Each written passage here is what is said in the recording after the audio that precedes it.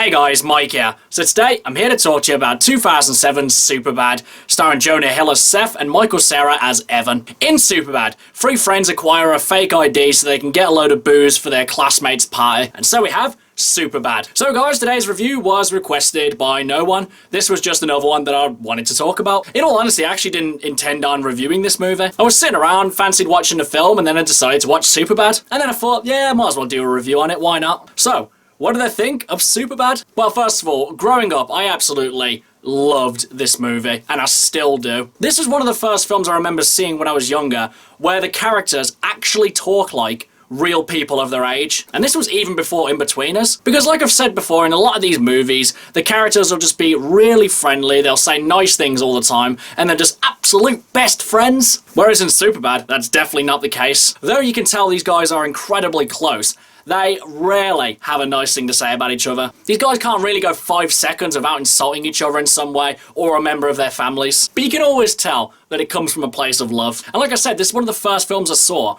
where they actually talk like real people. And that was definitely one of the most standout things about this film when going into it. But then it doubles down on this by making it incredibly hilarious. This movie rarely goes 5 minutes without having something in it that makes you laugh. At the start, most of the comedy just comes from their interactions. The fact they're insulting each other all the time, the fact they're incredibly unpopular, have basically no social skills, and all of this just comes together to make them really funny characters. Characters who I imagine a lot of people can relate to. I imagine at one point or another everyone's been the insecure guy, the shy guy, or the guy who pretends to be cooler than he is. And each of these characters brings that in spades. Michael Cera is an actor who I tend not to like in a lot of things. He always feels like he became an actor by accident, that he stumbled into an audition by accident, got the role, and was just so awkward that he just couldn't say, oh, I'm actually not an actor, and just went along with it for like 10, 20 years. But in all fairness, he does have some great roles, and this is definitely one of them. Michael Cera plays these awkward characters just brilliantly, and none more so than his character of Evan. Jonah Hill as well is absolutely brilliant in this as well. He brings that signature blend of just overreacting to just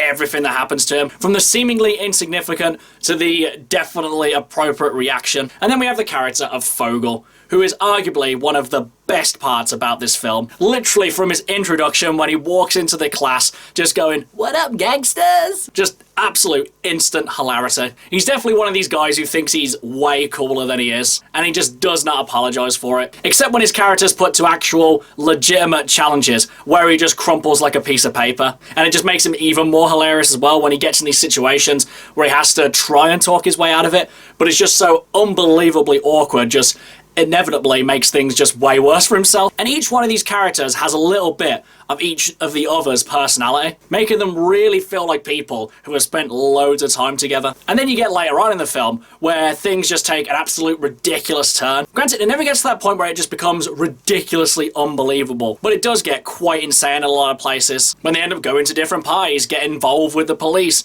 just pretty much everything happens to them. And as well as these characters being absolutely hilarious, when they decide to take a bit more of a dramatic turn, start to, tell each other about how they're actually feeling, they are still really good characters. And it doesn't feel like a tonal imbalance, it just feels like a natural progression for their characters and the story. And because you already had this part of getting to know them in a light-hearted, more funny way, when their characters become a bit more dramatic and start to, tell them how they're feeling, you can really relate to them a lot more, than opposed to if they actually started off being really, "Oh, I'm feeling this way," and blah, blah, blah. You just could be like, "Oh, I just don't really care about that." But the film takes the necessary steps in order to make these likable characters. And as well, Emma Stone, who has for a long time now been one of my all-time favourite actresses. Granted, she doesn't have the biggest role in this film, but still, she makes a great impact. Honestly, the first film I ever remember seeing her in was Zombieland. And I remember thinking at the time, first of all, wow, she is absolutely gorgeous. And at the same time thinking, she is going to go places. And where is she now? One of Hollywood's most recognisable actresses and an Academy Award winner. And though Emma Stone definitely has better roles than in this film, she still is an integral part of the story.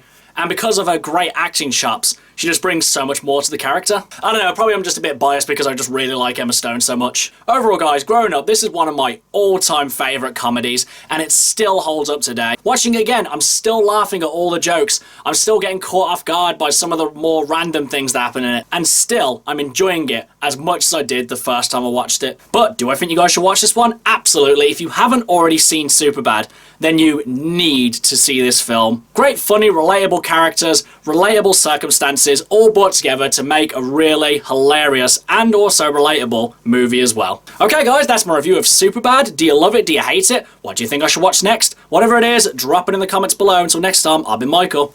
See ya!